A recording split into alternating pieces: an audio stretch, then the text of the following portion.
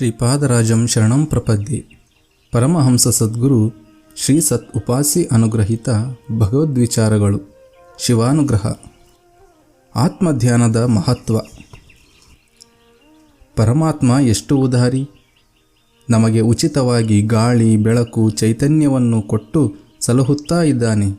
ನಾನು ನನ್ನದು ಅನ್ನೋದು ಏನೂ ಇಲ್ಲ, ಎಲ್ಲ ಪರಮಾತ್ಮನದೇ. ಅಂತರ್ಯಾಮಿಯಾದ ಪರಮಾತ್ಮನಿಂದಲೇ ನಾವು ಉಸಿರಾಡುತ್ತಾ ಇರೋದು. ಪರಮಾತ್ಮ ಉಸಿರಾಡಿಸೋದ್ರಿಂದ ಇವರ ಕೈಕಾಲು ಆಡುತ್ತೆ.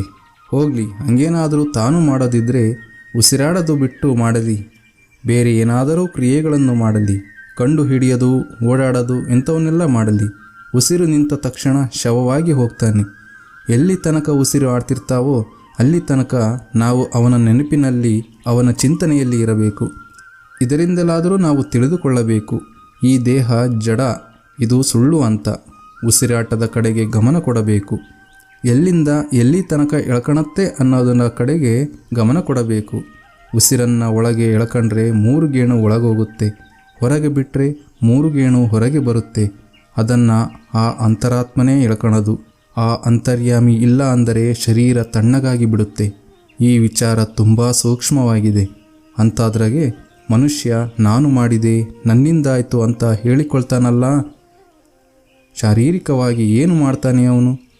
ಇದನ್ನೇ ರಹಸ್ಯಕ್ಕಿಂತಲೂ ರಹಸ್ಯ, ಗೋಪ್ಯಕ್ಕಿಂತಲೂ ಗೋಪ್ಯ ಅನ್ನೋದು.